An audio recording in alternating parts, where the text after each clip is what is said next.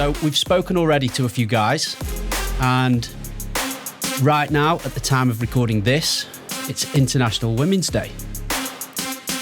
So who else to choose to chat with than a lady who also happens to be a very close CF friend. As always, not that I needed to in this case, but I had a little scroll through her Instagram page, through her social media, and there's loads of images that I could have used to introduce this person, but I avoided most, to be honest, because it could be seen as a little inappropriate for me to start talking about bikini shots looking all sun-kissed and tanned on holidays. Something that feels completely distant from us all right now. But whilst looking, there was another one that really jumped out. And this is a photo that anyone else would be forgiven, I think, for assuming that it's a COVID-related image, but it isn't. Because in the photo, you see a CF t-shirt, a peace sign with hands covered in medical gloves, a big set of eyes and perfectly shaped brows popping over the top of a mask. And again, this is not COVID-related. And the reason I chose this is because it was a great reminder that, you know, we hear a lot of negativity about, you know, wearing masks and everything that's still going on around COVID. And yet, many of us in the CF community have experienced life having to think about these things and cross-infection long before any pandemic. And as an insight to this, check out the caption. It reads, on March 22nd, 2019, 5 Feet Apart was released in cinemas in the UK. Since I've known about the film, I've been itching to see it. So after speaking to my CF nurse, I was given the all clear to go to the cinema, as long as I wore a mask and I didn't touch any doors. And in brackets, hint, the gloves made things really easy. This is the reality of CF. Simply to watch a film about CF in the cinema, there is a risk. And that risk is one of cross-infection, where any one CFer could potentially pass on an underlying infection to another, and in turn make both parties really unwell. This is one of many posts and stories where this person shares her CF life openly and bravely. And I want to learn more about that, more about the process of opening up and the impact it's had. You'll know her as _HJune on IG. I think of her as the person who quite simply helped me come to terms with losing dad while shielding. And she's well known and loved by many of us in the community. So before I and maybe she start sobbing, we're going to get this one going. Welcome to Sharing My Story, Miss Harley June, everybody. How are you? Yeah, I'm good, but you've got me like, oh. Marc's out of 10 for the intro. What are you saying? Yeah, 10 out of 10. 10 out of 10, I'll take it. So I'm going to kick off with that post, I think, that I've just mentioned. And I had a look down your feed, actually. And I think that's the first CF-related post, but conscious that you may have had an IG grid tidy up since, you know, perhaps a year ago or so. Is that the case, or was that the first CF post? That was the first time I wore a mask in public. Yeah. And that was for the film 5 Feet Apart, wasn't it? Yeah. For those who don't get it, what's that all about? Why a mask way before a pandemic? What's that all about? So obviously with CF, we can't be around other CFers because of cross-infection. So we all carry different bugs all the time. So I've got Pseudomonas all the time. It's colonised in my lungs and has been since I was about 9, maybe a little bit younger. But obviously if I came into contact with a CF that doesn't have that, and I could just pass that on even though it's not active in me. So going to the cinema to see a film about CF, I was advised, you know, wear a mask, wear your gloves. because it's highly likely there's going to be somebody else there with CF and you don't know who you might be sitting next to them. And actually, when I went with my mum and dad and my sister and a whole bunch of my friends. And it was only in one of the small screening rooms. So actually, when I did sit down, there was someone who came and sit in front of me, and I'm guessing it was their partner. She nudged him and he turned around, saw a mask, upped and moved. So yes, there was definitely other CFers in the room. But it was, the first time, apart from flights, where I have worn a mask in public, and I was so uncomfortable. And what was that? What was what made you uncomfortable? Was it the fact that everyone's going to be looking at me, and obviously this is pre-COVID, people didn't generally wear masks in the UK? Was that what it was all about? Or yeah, masks aren't a thing, are they? Like, when I have to wear them in hospital, it's standard procedure, you have to wear them. This was way before COVID. You go to hospital, you wear your mask. Yeah. In our hospital, if you don't wear your mask, our CF team will have a very strong word with you about it. And if people refuse to wear their masks, then they don't really like you visiting the hospital. So it's related to a hospital thing in my head, there's something wrong with her. When I wear them on flights, people walk past me and they look at me weird. Now they wouldn't bat an eyelid, but before they would look at me weird. Whenever I went on holiday with, parents, ex-partners, friends, I would have the window seat so that I could put my hood up, have my mask on, look out the window, and people wouldn't know. This last year has probably challenged some of my own beliefs about CF in general, because I always used to think that I could spot another CFer. Obviously, there's telltale signs. If you're eating in a restaurant, you see a box of crayon appear, then obviously you're going to go, okay, I recognise that. But in general, I thought I could spot a CFer. But I think meeting people like yourself, there's no way on earth that I would know, apart from in a world where perhaps a mask was worn pre-COVID or something like that, would I start to question it. I think it's a good reminder that this is completely invisible. So all of a sudden, if we're throwing something over the top, we're bringing it to light, and I can see why that's uncomfortable. It certainly was to me prior to COVID, but I think if anything, it's just made that whole process a little bit easier to manage, isn't it? It's almost a fashion statement now, isn't it, as well?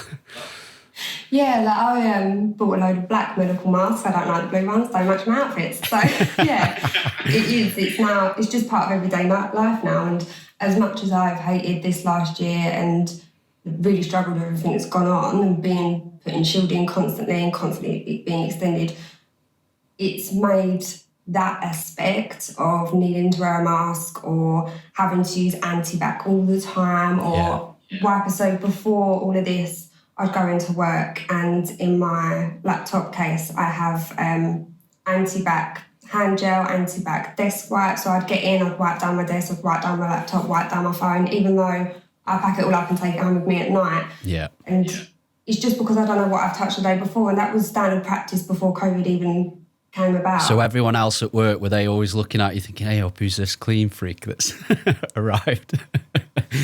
So from the get-go, I'd be like, right, this is why I do this, sort of lay it out there so no one thinks, oh, what's she doing? And then, there'd be little jokes like I would have we would hot desk.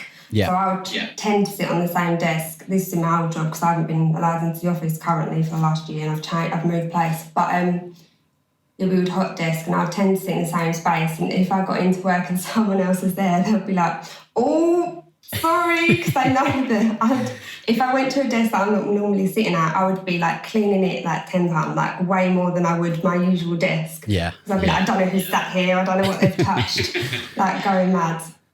And back to the film and the post specifically about the film. How was that when, in terms of deciding that, right, I'm going to upload this and I'm going to share it with the world? Did that make you nervous at all? I know you touched on the fact that you'd done perhaps one or two posts prior to that, but was it a big deal to you, or was that quite a natural thing? Did you think it through? Did you just go for it? How was that process for you? So with any post that I do, even now after having posted quite a bit about my health, the post was written before I even went to the cinema. It was written when I knew that I'd been given all the all clear to go. Yeah. And it was sitting in my notes. And so I could go back and edit it and I could really think it through and I could be like, right, I'm happy with what that says. Like, no, I don't like that. I need to reword that. And it sat in my notes for a while. And what's the concern with that? Why do that up front? Is that just part of your process for sort of accepting the idea yourself? Is it a perfectionist thing where you want to add some value and it's about getting the content right? Is it both of those things? I think it's both of those things. I don't want to post something ad hoc about my health. I want it to be right. And if it's got my feelings in it, I want it to be clear that they're my feelings, they're not everybody's feelings. Sure. This is my situation, this isn't everybody's situation. And it's also like revealing your vulnerability. So as we both know, writing about my health is something that I don't find easy, but I can do it. And I'm quite good at sort of writing about those sort of things and those difficult topics. Talking about them is a whole different matter. So I have different coping mechanisms when it comes to talking about it and writing about it. So when I do a post about CF, I will turn off the notifications to my Instagram. Okay. And I won't... How long is that for? For a few hours. I'll leave the notifications off for a few hours. I'll go back to it and I'll look at the comments and the likes, and normally I've got a few messages from it and stuff. And then once I see that, because it's always positive, but in my head it might not be, but once I see it's all positive, then I'll turn the notifications back on. But I just don't want to, in the moment, see what people have to say about it. Mm-hmm. Have you ever had anything other than positive responses from anything you've put up, CF related? No, not from anything I've put up on social media. No. But there's something beyond that, something from the past that concerns you? Yeah. You okay? Yeah, I'm fine. Do you want me to move on? No, it's just my way of dealing with my health is not to talk about it. Mm-hmm. And even though I can write about it, it's still hard to verbalise it. Mm-hmm. And experiences growing up made that difficult. And even experiences as an adult, I thought, you'd get to being an adult and it'll be easier. But it ain't. And if anything, the experiences I've had as an adult, I find more difficult to deal with because in my head, I'm like, I'm an adult, you're an adult. Yeah.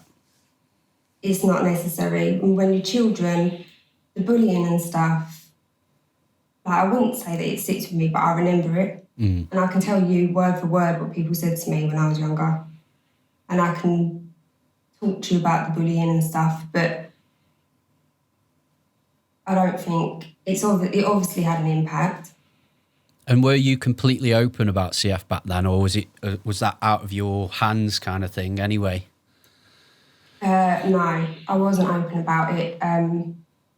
My friends knew about it, my family knew about it. At school, everyone like in my class or whoever would know about it because there'd be certain things in place for me. Sure. That weren't in place for everybody else. So at primary school, stuff like because of having to take my tablets and having enough time to eat. Yeah. And your tablets take like 20 minutes or something, isn't it? And of digesting the food. So I would be at the front of the queue for dinner, for hot dinners. I'd be put to the front of the queue, I'd go in, I'd get my dinner, I'd take my tablets, then that would give me enough time to eat. Because if I was at the back of the queue, you might get your dinner, have to get it down your throat in 5 minutes. And I guess straight away, that's an excuse for everyone else to go, hang on a minute, why's Harley getting special treatment? Yeah, exactly that. And my mum came in and did an assembly, and to my class to try and help them understand. Okay. And we thought that it was, going to work and it was people would understand, but it didn't really make much of an impact. No. Then there was other things that happened when I was younger, like in primary school. My digestive system's always been the worst part, so I'll just leave that up to the imagination. So that sort of pointed out that there was something not quite right with me. Yeah. And at primary school, so this would be not okay now or not the case, and I really hope it isn't the case for any children with CF, but because obviously we have to have a higher fat diet, I'd have cakes and biscuits and stuff for my snack. Yeah. School policy was it needed to be healthy. So apples and grapes, and I had Mr. Kipling's angel slices and Jaffa cakes. Okay. So I had to sit away from the other children to eat my snacks. You were told to? Yes. Wow. So that just puts a big fat, there's something wrong with her over her head. Yeah. Did you require much time out from school due to ill health or hospital, or were you relatively, healthy in CF terms? As a kid, I don't think I did have too much time out of school. Yeah. When I had IVs, I might be wrong because I honestly don't remember too much, only the traumatic events when it comes to treatments. Yeah. But when I had IVs, I'm sure I still went to school. As I got older, so at university, I missed a lot of time out of uni for my health. Yeah. Would you say those experiences impacted your thoughts and feelings about CF itself? Like, how did you see the condition? Was this, we spoke with Chris last week and he talked about the fact that he hated it. He just did not want to be part of this. And actually, it ended up impacting on his compliance with treatments, and he completely closed up. Do you relate to any of that, or did it have a different effect with you where you thought, you know what, I need to stay on top of this health situation? Like, how did that go for you? So I did hate it, and I still do, to be honest. I have come to terms with it, I suppose. But I still don't think about it. My way of dealing is not thinking about it, not talking about it. I hated treatments.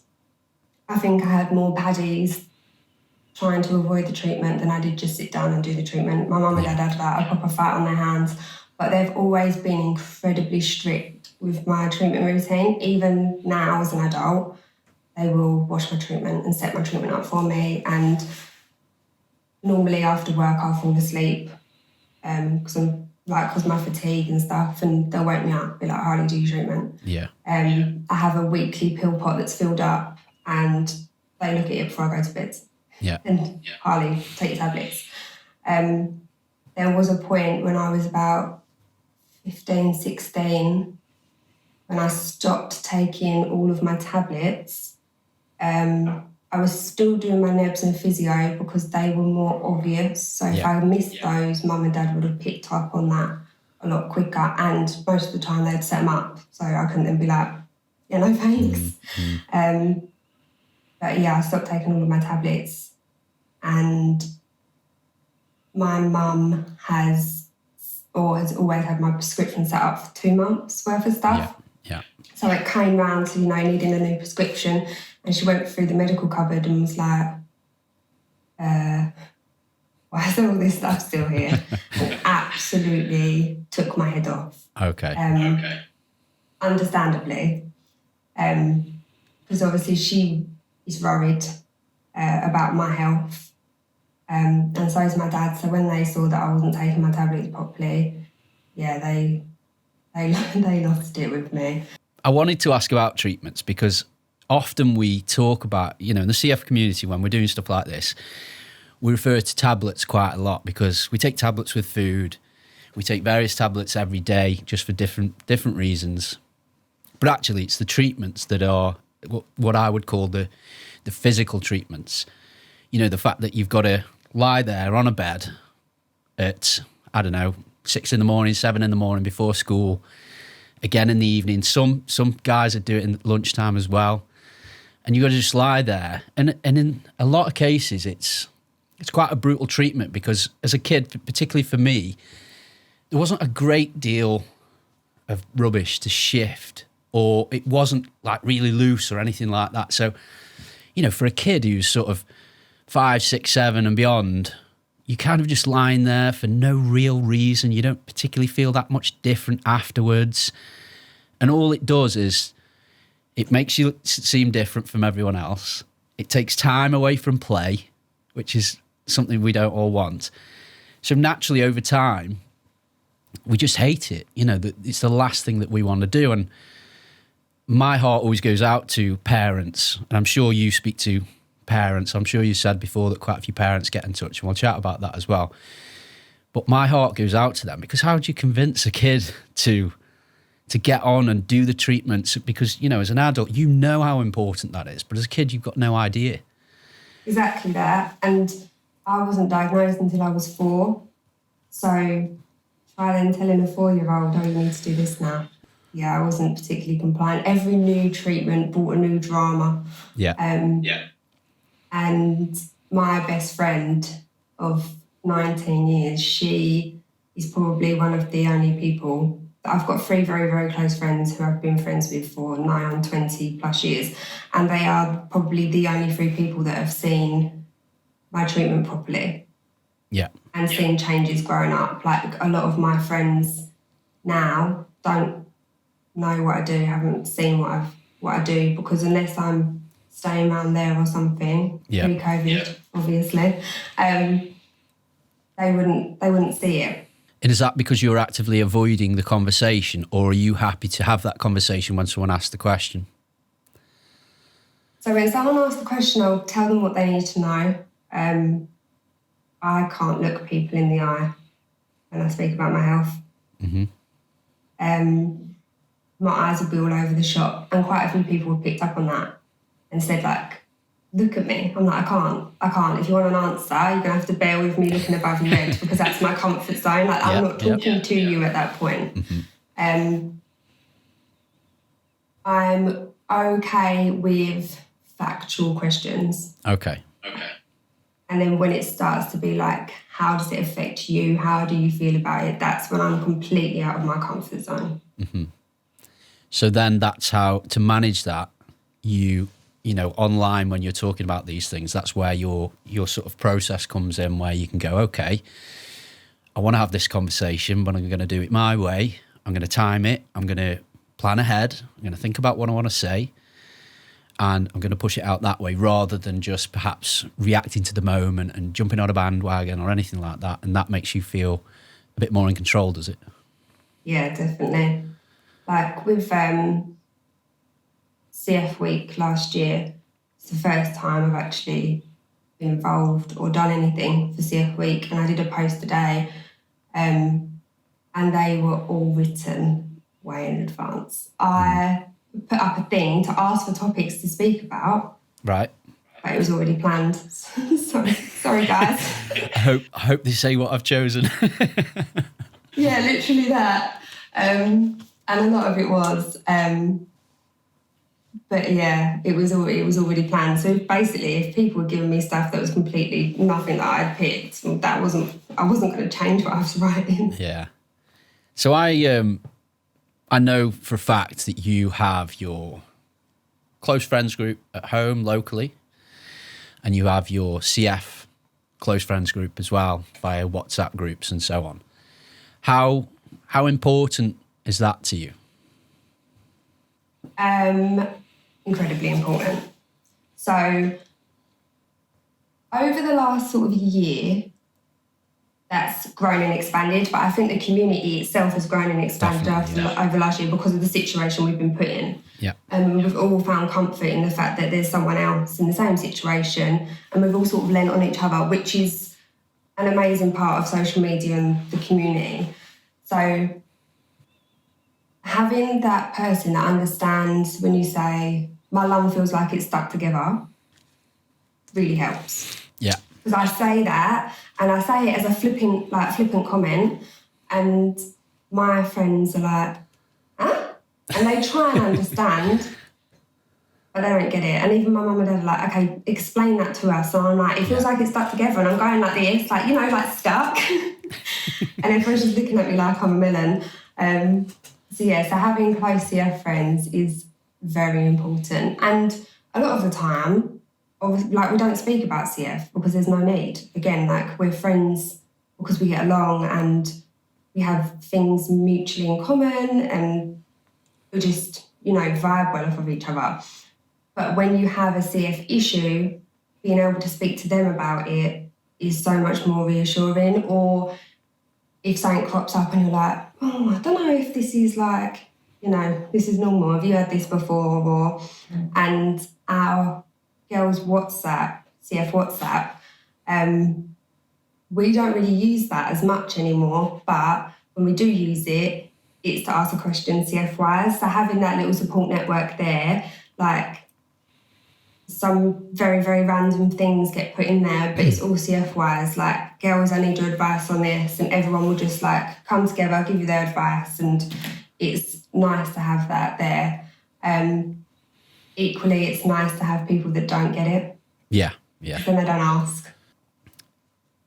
If you could imagine a world like COVID where you didn't have access to a CF community to lean on, what does that look like for you? Do you think you may have struggled a little bit more? Would it have made things easier, worse, better?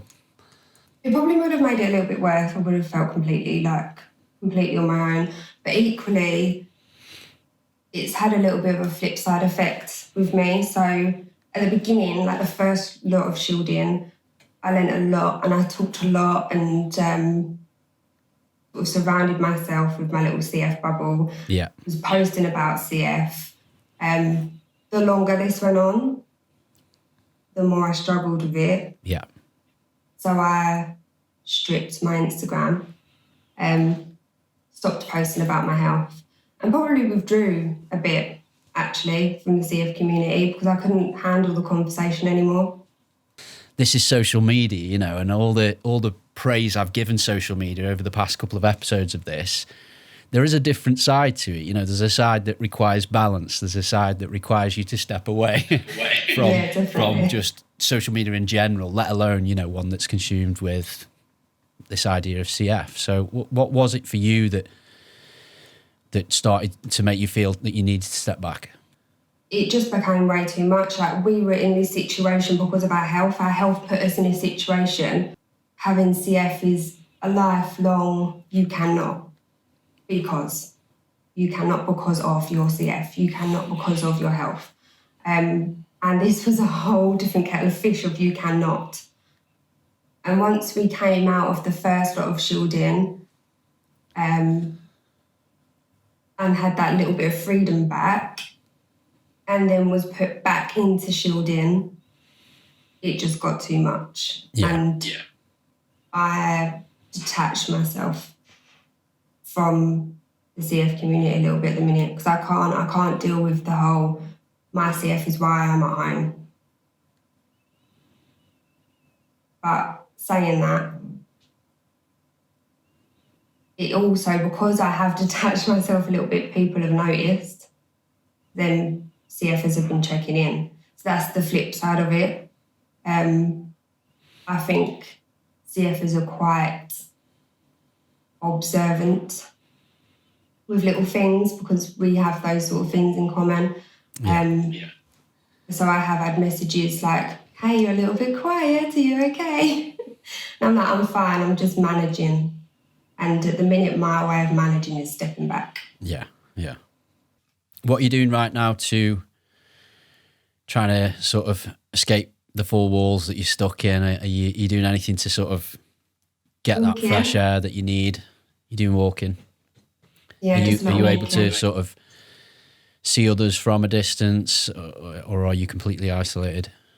So I see one friend every weekend. She's vaccinated as well. And she's in the same job as me. So we got our vaccines through work. She's also on my course. So we're at the same point in our careers and everything. So she gets it. Yeah, definitely. And we can go for a walk and like discuss everything that's happened in the week and support each other that way. But she's the only person I've really been seeing. I've kept my communication or meeting with people very, very limited, just in case I were to get it. I know where it came from. So if I were to get it, it would have been And just whilst we're on the work thing as well, what's your process? I mean, you said right at the beginning that, when you're cleaning the hot desk and all that kind of thing, and you've got your little CF anti-backpack with you and all that kind of stuff, that you get it out in the open quite quickly. What is your process for that? Does someone else do that on your behalf at work? Do you ask them to do it? What's your process for sharing that part of your story in a workplace environment? So it's sort of changed over the years. I'm always dead honest with it on application forms. And in interviews. I'll have that conversation. Then normally when I start a role, I'll sit down with my manager and have an in-depth discussion. I normally go with information packs and all the rest of it and talk through, my CF and how it affects me. And so like, for example, like my joints, if they go, and like the day before I could be fine, and the next morning I'm not getting out of bed, and I need to explain that to managers because I don't want them to think, oh, Harley just can't be bothered to come in. Like I actually can't get out of bed. So I have to have all those conversations. When I started, the course lead knew, and so did like my personal tutor and all the rest of it. My course lead asked me to tell the rest of my peers, and I think I was physically shaking. But my course lead is incredibly good at her job and knew that if I could do that, it would help me then in new roles. Having that conversation with teams. Sure. Because I don't want anyone in a team to feel like they can't ask me something about it. I might be looking over their head when we're speaking about it, but if you want to ask. So I stood up in front of my peers and told them, and that was difficult to get out. She made me uncomfortable, very uncomfortable, but she definitely did the right thing, I think, because I think I would be constantly going, oh, no, you tell them. Okay. And not owning it. But to be fair, I've been mostly lucky. And definitely my team at Yacht, incredibly supportive. Manager, incredibly supportive. The teams that I've been in over the last year, amazing, all incredibly supportive. Especially the team in that I'm at the minute, I can't even get into the office. Amazing. I have had negative experiences in the workplace prior, which I think also reinforced my, no, I can't have that conversation. I think in the main, most of my roles and experiences in the workplace have been positive. The first proper job I got, beyond helping my mum with the Avon and, little Saturday jobs and things like that. The first proper job I had, this sort of big boss, if you like, was a lady called Di Winkle. And her nephew had CF. So straight away it was like, oh, thank God someone knows like what this is all about, because she fought all my battles, and I'm so thankful for that person. And I think it would have been such a far more uncomfortable situation to start my career in an organisation where someone didn't understand what it's all about. But on the other hand, I have had a recent, really surprising reaction at work as well. So now, my sense of humour is that I'll often sound like a bit of a big head. So I'd finished a meeting to do with something, and I came back into the team, and I was blowing my own trumpet and saying, "Oh, I've smashed it," or whatever. And someone says, "So how did it go?" And I says, "Well, I've smashed it, haven't I? I've got A stars again. What else do you expect?" And someone under their breath muttered, "Yeah, you're great, aren't you? Apart from the lung disease." And I was like, whoa. And thankfully, I just sort of put it back onto them somehow by just going, "Whoa, someone's having a bad day," type thing. And it didn't cut me up, but I've thought about that so many different times. And I just thought, in what world is that something that you would say to someone, And these things exist. And I think that's all part of this nervousness of being honest, because there will be idiots out there who'll just purposely cut you down because they can't find anything else about you that they can cut you down with. But yeah, that's on them. So that's your work process. You've got that down now. Got it down. Until someone trips me up. Yeah. There'll be someone that'll surprise you, just like that person I've just described. That's your work process. And tell me to mind my own. But what about the dating process? How does that go? So you know quite well my track record of dating and how amazingly well that goes. Yeah. By the way, I put myself very much in that same camp as well. I'm of the process of avoid. But yeah, carry on. Yeah, definitely. Yeah, there's been negative reactions to it. But how and when do you have that conversation, or do you avoid it? Okay. What's your process? I get it right out there. Okay. I've tried everything, but my way of dealing with it is getting it right out there, because I use it as an elimination tool. So if they can't deal with it, they'll ghost me. Sure. And that happens quite a lot. So I'm like, okay, bye. I didn't need you around then because you can't deal with that. Yeah. The ones that show promising, it won't be an issue, Yeah. Until I get sick. Okay. Or until I get sick, but they can see that I'm sick. Yeah. That it's visible and that I can't get out of bed and that I am hooked up to an IV for 7 hours a day and those sort of things. That's when the cracks start to show. I have had someone tell me that they would never see me as anything but a sick person. That sticks. Yeah. I have to say that I have to say though that approach of just being able to start things off by going, "This is it." Jamie talked about the same thing, that this is it, that's me, take it or leave. And you are doing yourself a favour there, but that for me is so powerful because I've never been able to do that. My process was always the opposite, sort of lure them into a false sense of me being Mr. Healthy. So that's the image. Yeah, that's the image of me that they hold.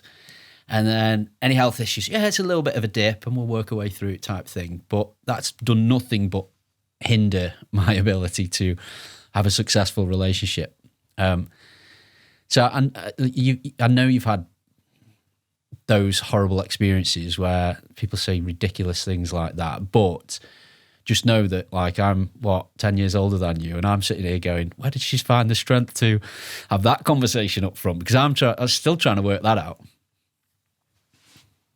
I see CF as a choice, not a choice for me and you. Yeah. Not a choice for our families, but anyone else that comes into our life, it's a choice. Mm-hmm. And if I had a choice, I wouldn't have taken it. Yeah. So I do use it as an elimination tool. And for the most part, it works. I have stages, right? So if they get past the I have cystic fibrosis bit and we're still talking, That's first stage, okay? We've nailed that bit. We're there. They think that it's fine. They're like, yeah, don't worry. Like, it's absolutely fine, you know, giving it all the good stuff right at the beginning. Yeah. Then they start to find out about what CF is and you get questions. I don't like my first dates to be revolved around my CF, which sometimes they are. And I'm sort of like, can you talk to me about something normal, please? Like, I don't want to sit and talk about this. And then I'm incredibly uncomfortable. Yeah.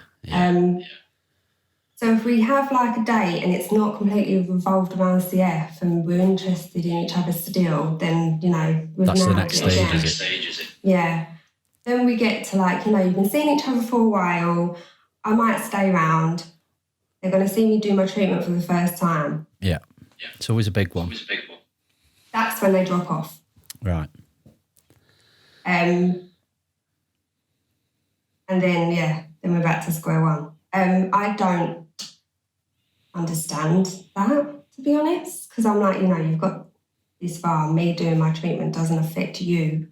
Maybe they're thinking in the long run that it would, and it would.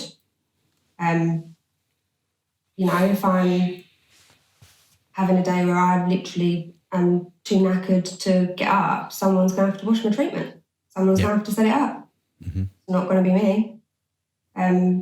Like I'm too tired to do that. If I'm having a day where I physically can't get out of bed, someone needs to know what they're doing.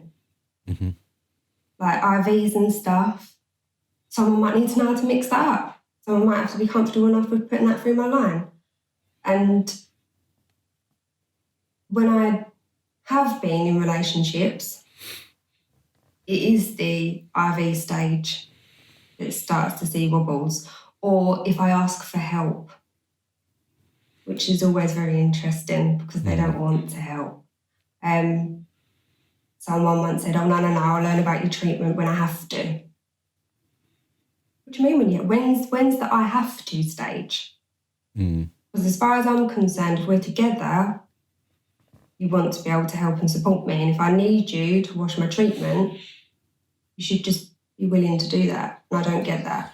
I think that's where the big tests start to kick in where, okay, now I need a bit of help here, whether it's mum, dad or potential partner, like someone needs to recognise this. And as always, mum and dad never failed, but many potential partners did.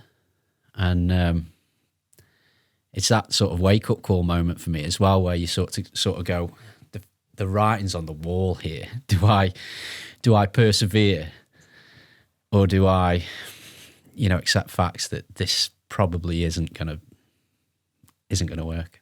I mean, hats off to those who found love in a pandemic, because I know, there's actually loads they're doing all right. I'm like, where's the boyfriend shop? It's online. Did you not know? Oh, I didn't know. Could you just send me the link? Yeah. Okay. So thanks, by the way, for opening up about that, because it is a bit awkward, isn't it, to put all your cards on the table. How do you feel about this anyway? Because, you know, at the beginning of this, you've talked about taking a bit of a step back and not being too consumed in CF. And I know it's me, and of course you weren't going to say no to me, but how do you feel about the idea of all of this heading its way online, and for anyone on the interwebs to pick this up and go, okay, that's Harley. How does that feel? It's very nerve-wracking. I did consider pulling out. I thought, I wondered. That's why I checked up a few times. And by the way, you know, this doesn't have to make it online. If in a day's time you go, do you know what, Marc? Forget it. I'm not having it. But you are nervous about it. Yeah, and when you get this recording, you'll probably see that I keep playing with my rings and taking my rings off and putting them back on and trying to keep my hands distracted. So yeah, it is nerve-wracking. It's, like I say, I hate verbalising about my health, but I felt safe with you having this conversation. I think if somebody else was to contact me and ask me that doesn't know me. And I have been contacted by other people and asked to do this sort of thing, and I've said no. You're in safe hands. I mean, this was never about, just putting someone at risk of anything or talking about things that they weren't comfortable with. The glorious thing about this is that it's not alive. If after the fact you go, do you know what, I prefer if you didn't put in some of that content around X or Y, then I can edit it out and we can both be comfortable that we're only putting out what we want to. I wanted to cover as well some other cool stuff that you're involved with. For those who don't know, firstly, where have you been? But Harley works very closely with Nicole Adams and 65 Roses, the brand, which is an incredible clothing company that was born from a CF story only last year. And they're doing amazing things. They're going from strength to strength on social media. There's this sense of community, realness, and it's all founded on Nicole's story. You tell us, how do you get involved? How often? And how important is Nicole's story and the story of CF for that brand? So me and Nicole have been friends for 4 years now. She was one of the first people that I followed on social media, and she was very much like me. Like, she wouldn't post about her health, but I can't remember why I knew she had CF. She must have posted something, and so we started talking, and we had each other's numbers very, very quickly, and we just spoke all the time. And then when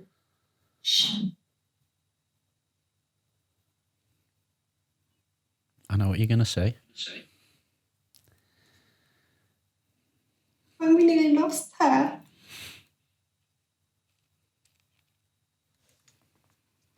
that was a really difficult time. And I would wake up every morning like frantically looking through my phone to see a message from my mum telling me that she'd like made it through the night.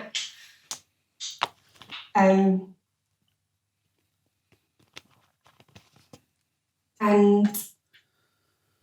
once she got Kaftrio, because that was, our fight was to get her Kaftrio to hopefully give her a chance to get better and continue living her life, which her partner, Kieran, did an amazing job with fueling the fight around that.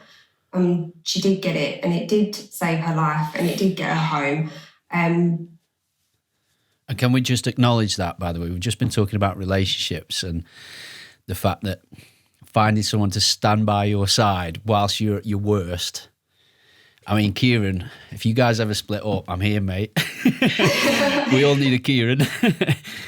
Yeah, he's amazing. Like you say, a lot of our CF friends have amazing partners, and people post their relationship goals, and I'm like, they're my relationship goals, 100%. He is so funny and so ditzy, and sometimes she's like, I don't know how I put up with him, but he's amazing. So when she then started to get better and get back on her feet, she decided that she wanted to do something with clothing. And started up the brand, and she sent me a jumper, one of the first jumpers that she had done, as a thank you for being there while she was unwell. And I was like, what are you thanking me for? And the part of that was, while she was ill in hospital over Christmas, I was on IVs and I had a chest infection that I just couldn't shift in the time as well. But I was obviously nowhere near as sick as Nicole was. And her mum would ask me how I was every single day before I could say, how are you, how's Nicole? Which sort of just shows the humanity in that family. Like, they don't care who you are or whatnot. Like, they just want to know that you're okay. And I'm very close with her mum as well.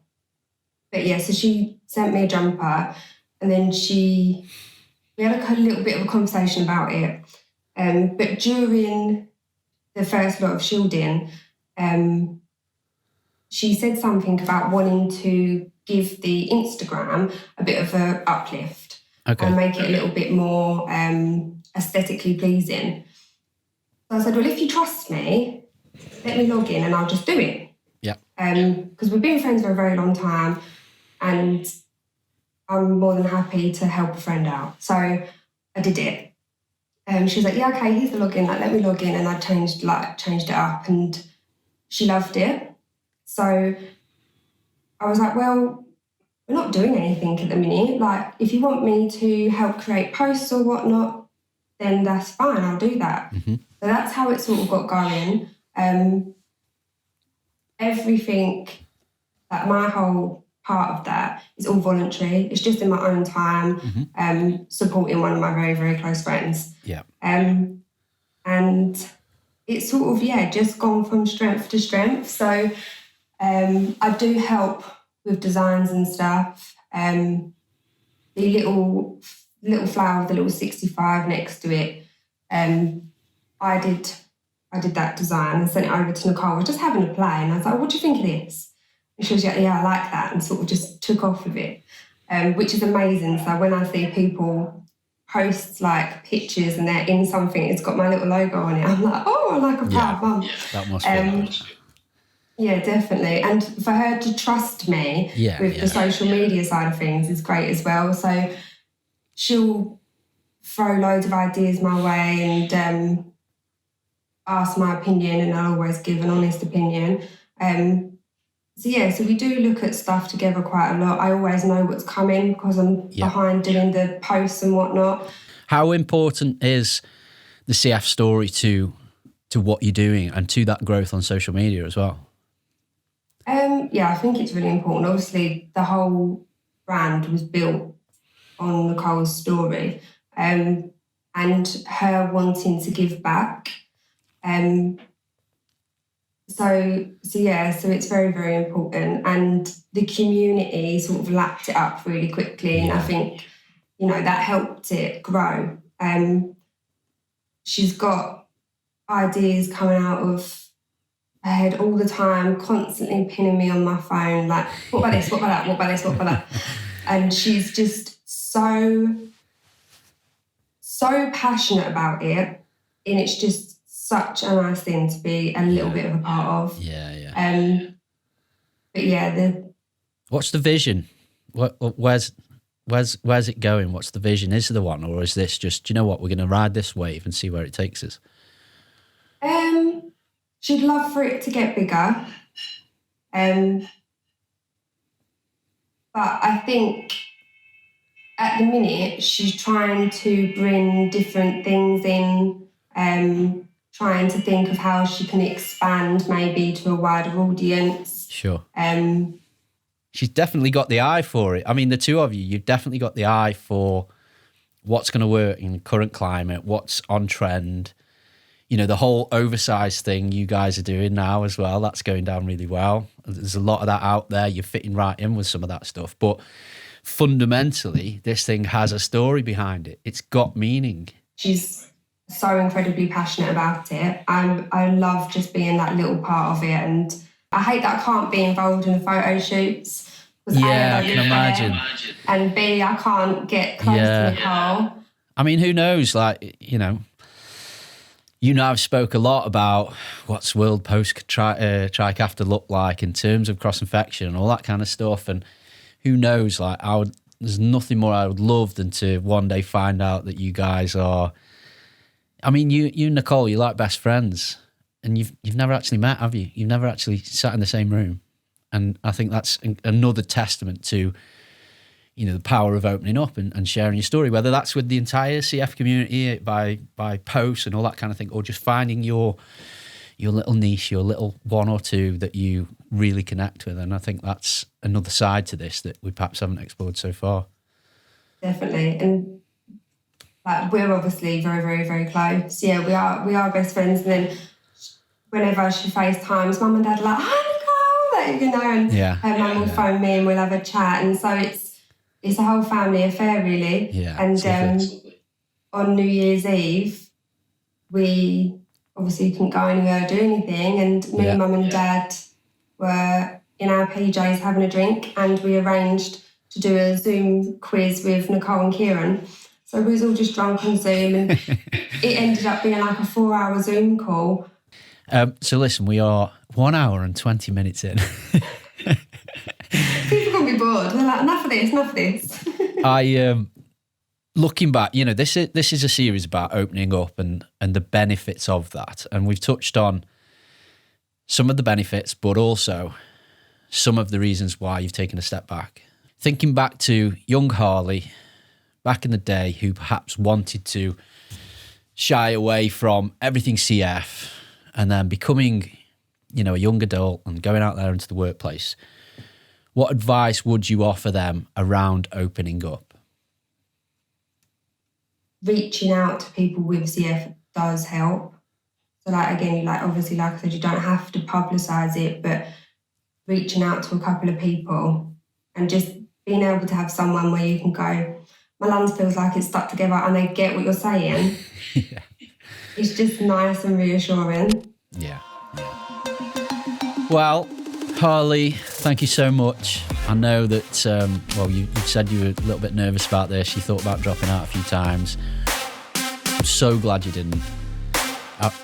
Like an hour and 20's gone by and it really doesn't feel that way. I'm sure we could talk some more, and we will. But we have to end because we've got to at some point. So I'll end. That was definitely recording. Could you know? Oh my God. Could you imagine? Well, we've got the Zoom if not. Well, listen, thank you so much. For those watching, check out Harley. She is such a special person. Loads of the CF community say nice things about her. I say this about everyone, but honestly, we all have our place, and it's such a nice community to be part of. And I mean that whether you are someone with CF or not. You know, there are lots of people who dip in and out of the community who don't have CF. They might be a partner of someone with CF. They might be a mum or a dad. And, you know, it's a great place to come and just share. And whether that's all the time, whether that's now and again, that's absolutely fine. If you don't follow Harley, please do. Drop some likes, show some love. She deserves it. Check out 65 Roses, the brand as well. Go and give the ladies some love on there. What they're doing is incredible. Honestly, I can see it landing in some stores at some point in the future. This is where I usually say, I wish we'd met sooner, but actually, I'm glad we met when we did, because that's when I needed you, and you were there for me. So thank you. For me, CF can be... I know, I'm setting myself up. I'll end by saying again that for me, CF was a very lonely and arduous existence, and it's human nature to be drawn to those who understand what we go through, the struggles we face, and unfortunately the reality is that us in the CF community can't do that. We can't meet up. We can't share this kind of stuff over a coffee. But your voice, your story, it's the most powerful thing you own, and you can't find your voice unless you use it. So open up, be honest, add value, come and go as you like, dive in as much as you want to. But for me, it's a way of taking that weight off your shoulders. And when you do, you'll realise there is an entire world waiting to be inspired by someone just like you. Cheers. Hi, I'm Harley. I'm 25 years old and I have cystic fibrosis. It's a hard juggling act for sure, but CF is some of the strongest people you'll ever meet. I have a massive support system through social media, which is amazing because we can't meet each other, and some of my best friends are CF, and we won't ever get to sit down and have a drink together, but we spend every day FaceTiming each other, checking in on each other, and just being the listening ear that each other needs. So as much as it's horrible to live with, it's not nice, it's also made me who I am. It's provided me with a really genuine understanding of what I want out of my life. I'm grateful for every day that I am here. I'm so grateful for every birthday that I celebrate, the memories that I make with families and friends, and the memories that I have and are creating, and the connections I'm making with other people with CF. It definitely helps. So yeah, so that's my little bit of CF and me.